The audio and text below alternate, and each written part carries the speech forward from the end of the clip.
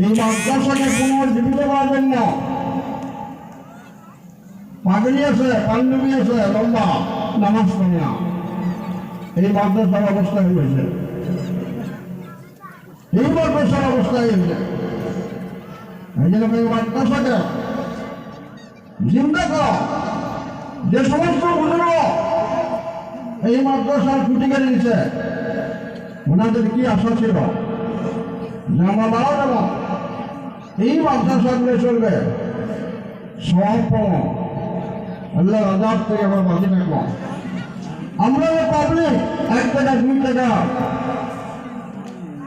100 200 করে ধান দেয় কেন দেয়?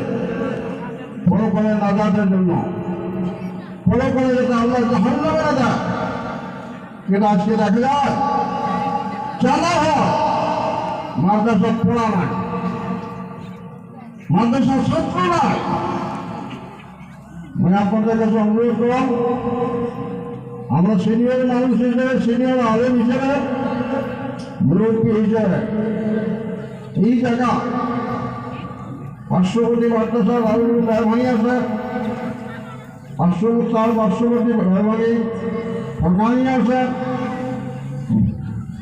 মাদ্রাসা পূর্ণরূপ দেওয়ার জন্য ছাত্র দেন এবং ওস্তাদগুলা কেয়ার করে লক্ষ্য দেন যে ওস্তাদ খালি কালেকশন করবে না, পড়া পারবে, এটা লক্ষ্য দেওয়ার ব্যাপার। আমরা ছাত্র দেওয়ার জন্য রাজ দিয়েছি, ছাত্র যেন মাদ্রাসার পূর্ণ পর্যায়ে উন্নতি আমলগুলো হয়। কথাটা অনেকের ভালো লাগবে, অনেকগুলো বেয়া লাগবে। টিচার মিটার আসলে মানুষ ঠিক হয় না, টিচার মিটার আসলে মানুষ ঠিক হয় না।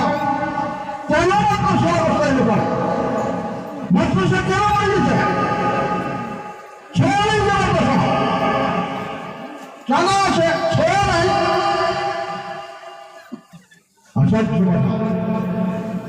এটা পাবলিকের কর, মঙ্গল শিক্ষক বর্গ, মঙ্গল কমিটি বর্গ, বেশ টাকা